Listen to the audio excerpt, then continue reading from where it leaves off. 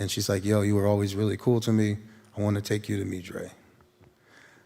But I had no music with me whatsoever, so I didn't know what I was going to play him. All I had was, you know, my fingers.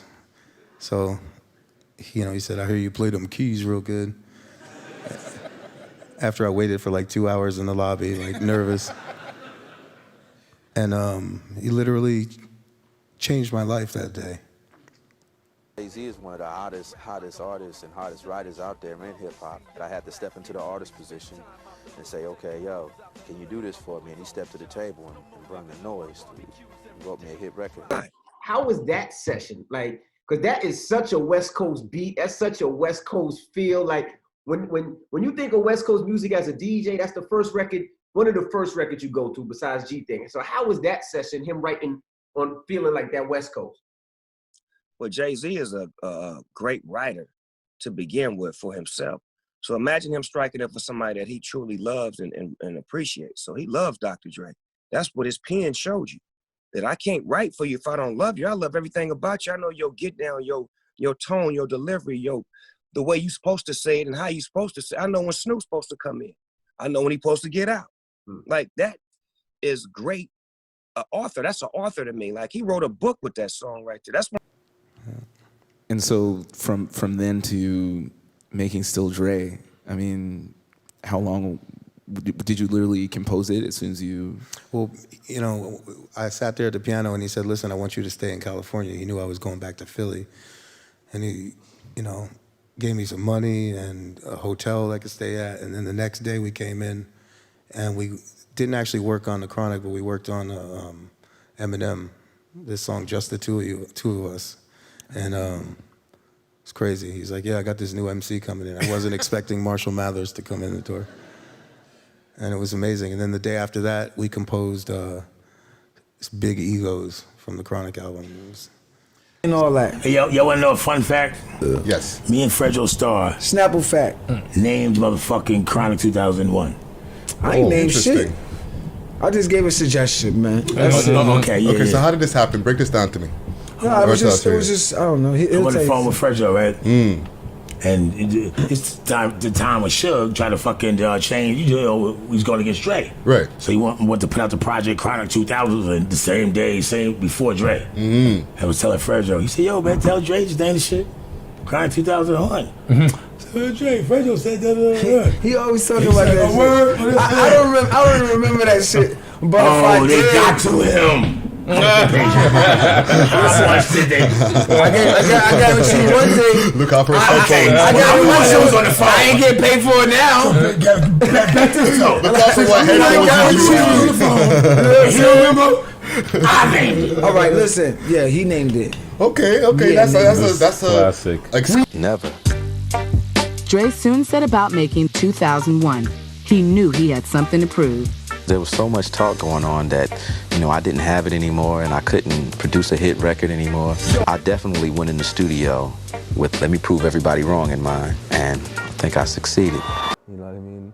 One session that you wish that was recorded visually that could come out now. You know what? One session you were in. That was historic. Probably different during the Chronic 2000 album with Dre and Snoop together, and you know, this them getting back involved with each other, working creatively.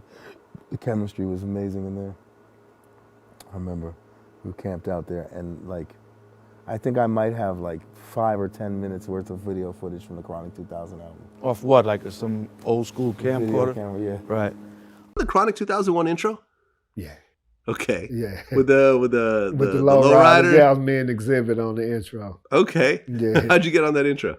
I believe I was going up to the studio to hang out with Exhibit, and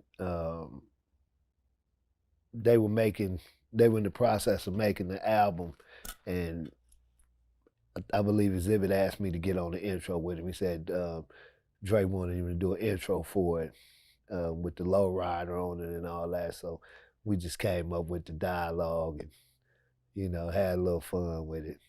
Were you a lowrider guy? Yeah, I had a lowrider. I had a few lowriders. What kind? I had a 63 Chevy that was in Lowrider magazine, 63 Impala. Actually, yeah, made in the Lowrider magazine. Nice. For real. Nice.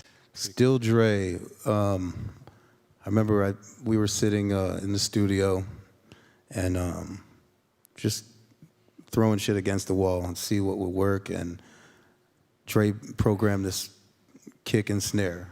And I think his food arrived. And he was within earshot, like right outside the control room was his kitchen area. And he was eating a sandwich. And I was just noodling on the piano. And I started playing bling, bling, bling on top of this drum pattern that he had. And he poked his head in and he was like, that's it. By the end of the day, the song was shipped off to Jay-Z to Penn. And the rest is history. That's you probably got that from being around Jerry so long. For sure.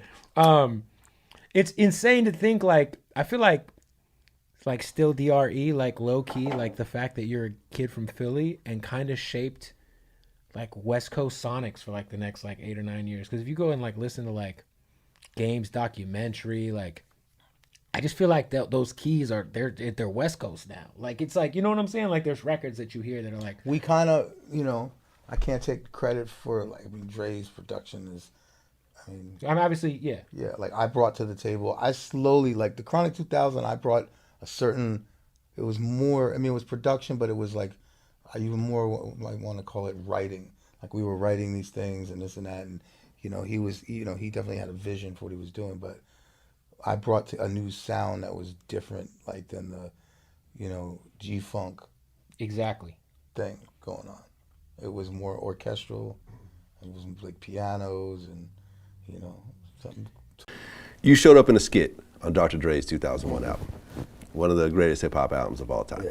How did that happen? It was his birthday party the night before, and he had his birthday, so we was upstairs at, I don't know the name of the shit now, but it was right next door to Maribel's, a little dive bar right there on the corner of Holloway right there. Okay.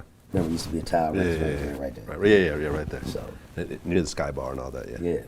So anyway, we upstairs, it's his birthday, and I was saying something about bitches and shit, so he said, nigga, I want that. He said, come by the studio tomorrow, so. So anyway, came by.